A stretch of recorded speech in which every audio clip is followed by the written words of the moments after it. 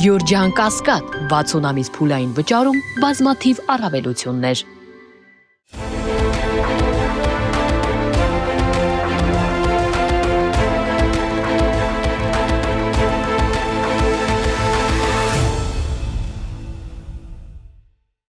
Բարև ձեզ, Մեդիա Hub-ի հարգելի հետևորդներ, եւ այսպես թեպետ արդեն 8 տարի է ինչ հանրությանը բաժանում են սևերի ու սպիտակների, սակայն այսօր ձևավորվել է մի իրավիճակ, երբ Նիկոլ Փաշինյանի ընտրազանգվածն ու ընդդիմադիր հայացքներ ունեցող քաղաքացիները ունեն մեկ ընդհանրություն։ Երկուսն էլ խաբված են եւ երկուսն էլ անկախ իրենցից հումք են հանդիսացել քաղաքական ուժերի ձեռքին իրենց նպատակներն իրականացնելու համար։ Թեպետ պետք է արձանագրենք, որ Նիկոլ Փաշինյանի ընտրազանգվածը այս պահի դրությամբ գտնվում է համեմատաբար ավելի շահեկան դրության մեջ։ Որքան էլ Նիկոլ Փաշինյանը մանիպուլացնի ու ստացած քվեները ծառայեցնի իր ներքաղաքական շահերի համար, այնուամենայնիվ նա գոնե վիզուալ առումով ավելի ազնիվ է ի տարբերություն շատերի։ Նա խոստացել էր, որ պետք է լինի խաղաղություն։ Թեպետ խաղաղություն դեռևս չկա, սակայն շարքային քաղաքացու համար այնքան կարևոր չէ կնքված խաղաղության պայմանագիրը, որքան այն, որ իրոք այս պահի դրությամբ սահմանային կրակոցներ չկան։ Օրինակ, նա խոստացել էր, որ ընտրություններից հետո պետք է բանտարկի իր ձևակերպմամբ եռագլուխ հրեշներին, թե հետագայում ելով կկանգնի դատարանի առաջ, բայց այն գործընթացները, որոնք տեղի են ունենում Գագիկ Ծառուկյանի շուրջ, արտաքնապես ապահովում են ֆոնը, որ Նիկոլ Փաշինյանը կատարում է իր խոստումը։ Օրինակ, նա իր նախընտրական ծրագրում ամրագրել էր, որ պետք է հեռացնի վեհափառին։ Եվ այսօր ամենայն հայոց կաթողիկոսը կանգնած է դատարանի առաջ։ Թեպետ ես վստահ եմ, որ ոչ ոք նրան ձայն չէր տվել, ոչ որևէ մեկին ունեզրկելու, ոչ էլ վեհափառին հեռացնելու համար, բայց արտաքնապես նա կատարում է իր խոստումը։ Արտաքնապես նա չի շեղվում այն նախընտրական ծրագրերից, որով հանդես էր եկել ընտրությունների ժամանակ։ Իսկ ինչ է անում ընդդիմությունը։ Ուր է առհասարակ ընդդիմության խոսքը։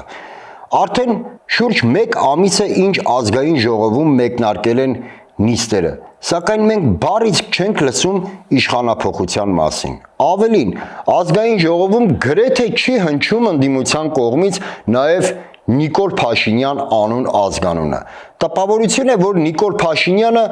միապետն է, որի նազիր վեզիրներին կարելի է քննադատել, սակայն միապետի անունը տալ չի կարելի, քանի որ կարող է փլուզվել պետությունը։ Թեպետ ընտրությունների ժամանակ շատերն էին հավատում, որ լինելու է իշխանափոխություն, որ հունիսի 8-ին Նիկոլ Փաշինյանը այլևս չի լինելու Հայաստանի Հանրապետության վարչապետը, սակայն ընտրություններից հետո մենք տեսանք, որ այնուամենայնիվ Հայաստանի վարչապետը շարունակում է մնալ Նիկոլ Փաշինյանը, եւ այդ ժամանակ արդեն քչերն էին հավատում արագ իշխանափոխությանը։ Իհարկե, արագ իշխանափոխությանը հավատալը քաղաքական մոտեցում չէ, սակայն դա չի նշանակում, որ պետք է ընդհանրապես օրակարգից դուրս գար իշխանափոխությունը։ Արագ իշխանափոխություն սովորաբար լինում է այն ժամանակ, երբ կա հանրային այնպիսի ճնշում, որին դիմագրավելը պարզապես իշխանությունների կողմից անհնար է։ Սակայն որպեսզի այդպիսի հանրային ճնշում ձևավորվի, դրա համար պետք է քաղաքական հստակ օրակարգ, որը միտված կլինի հենց իշխանափոխությանը։ Դրա համար պետք է քաղաքական ուժերի կողմից հստակ աշխատանք ու այդ աշխատանքը պետք է տեսանելի լինի հանրության կողմից։ Եվ ահա նման պայմաններում նոր հնարավոր է իշխանափոխություն տեղի ունենա։ Իդեպ սահմանադրորեն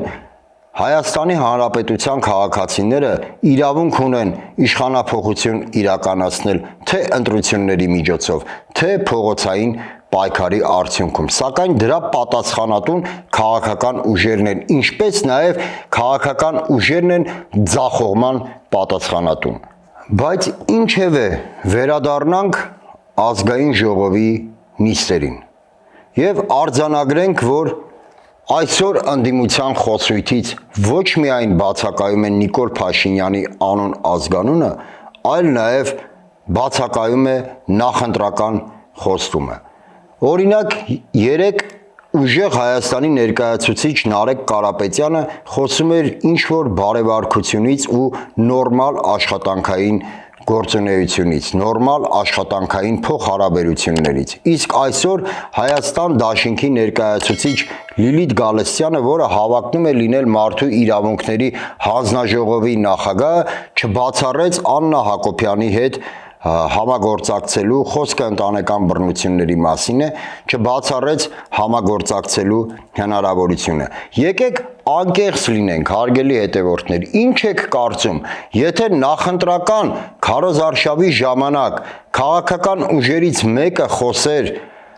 բարեվարկությունից, խոսեր նորմալ աշխատանքային փոխհարաբերություններից, իսկ ուժերի մյուսը խոսեր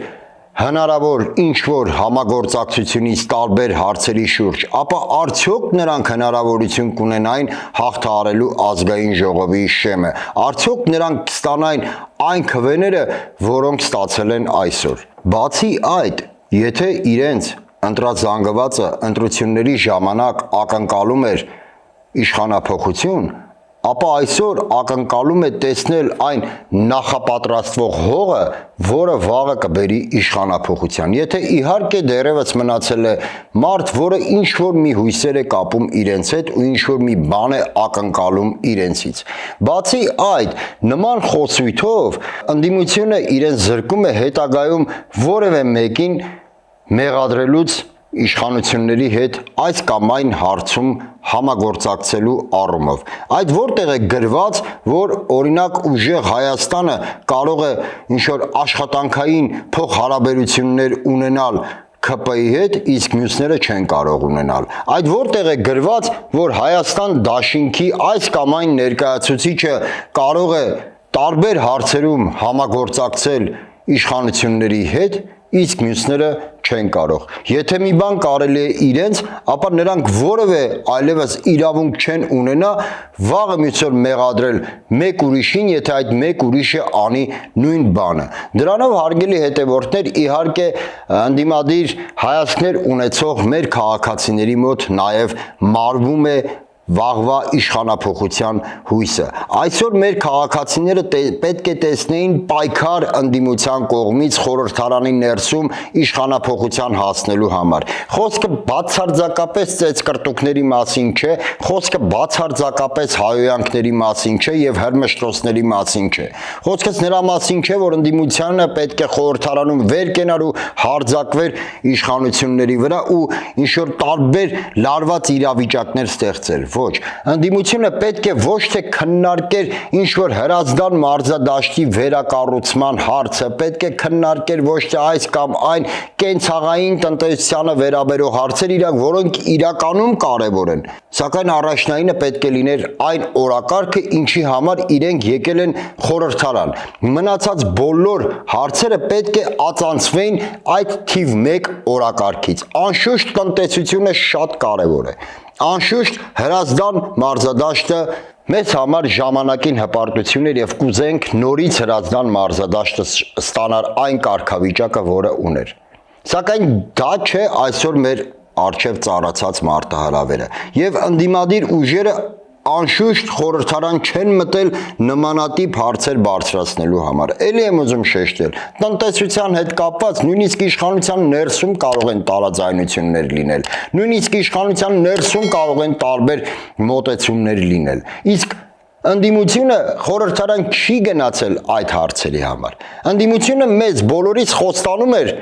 որ իշխանափոխություն է իրականացնելու։ Մենք ընդդիմությանը ձայն ենք տվել հենց այդ օրակարգի համար։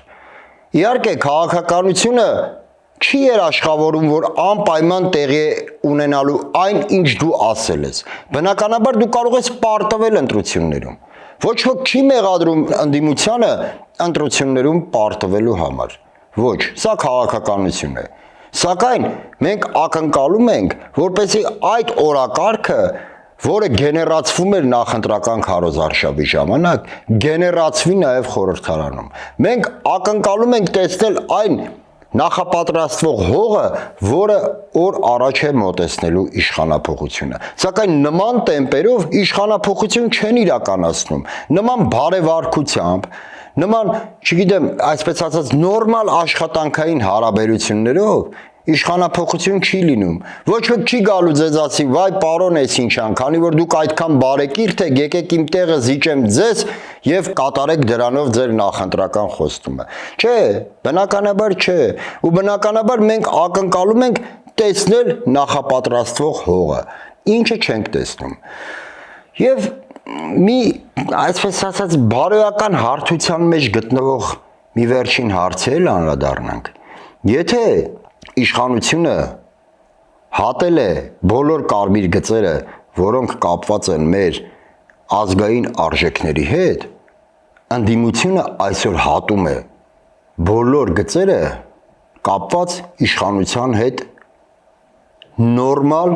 աշխատանքային հարաբերություններ հաստատելու առումով։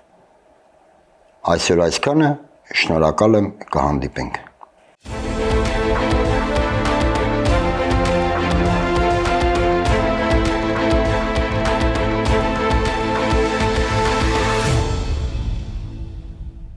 Գյուրջան Կասկադ 60 ամիս փուլային վճարում բազմաթիվ առավելություններ